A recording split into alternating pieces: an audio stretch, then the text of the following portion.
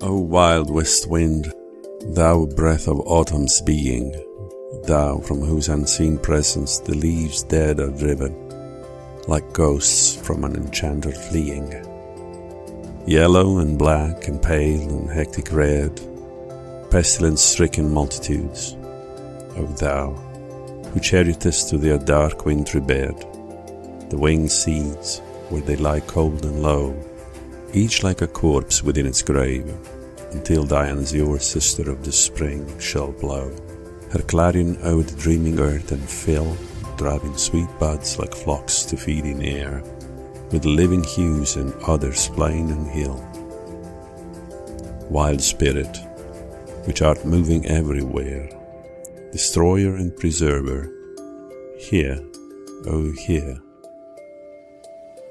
Thou on whose stream mid the steep sky's commotion loose clouds like earth's decaying leaves are shed, shook from the tangled boughs of heaven and ocean, angels of rain and lightning, that are spread on the blue surface of thine airy surge, like the bright hair uplifted from the head of some fierce maenad, even from the dim verge of the horizon to the zenith's height, the lock of the approaching storm. Thou dirge of the dying year, to which this closing night will be the dome of a vast sepulchre, vaulted with all thy congregated might of vapours, from whose solid atmosphere black rain and fire and hail will burst. O hear, thou who didst waken from his summer dreams the blue Mediterranean, where he lay, lulled by the coil of his crystalline streams, beside the pumice isle in the Bay's Bay, and saw in sleep old palaces and towers quivering within the waves' intenser day, all overgrown with azure moss and flowers, so sweet, the sense faints picturing them. Thou, for whose path the Atlantic's level powers cleave themselves into chasms, while far below the sea blooms and the oozy woods which wear the sapless foliage of the ocean, know thy voice and suddenly grow grey with fear, and tremble, and despoil themselves. O hear. If I were a dead leaf thou mightest bear, if I were a swift cloud to fly with thee, a wave to pant beneath thy power and share the impulse of thy strength, only less free than thou, O uncontrollable.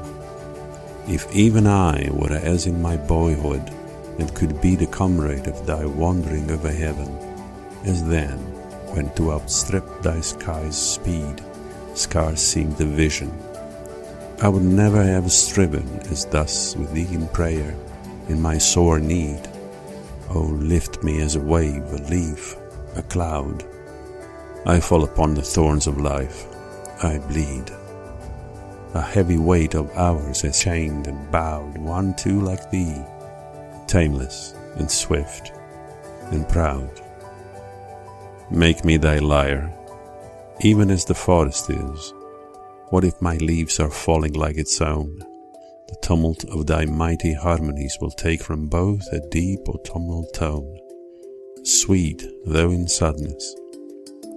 Be thou, spirit fierce, my spirit.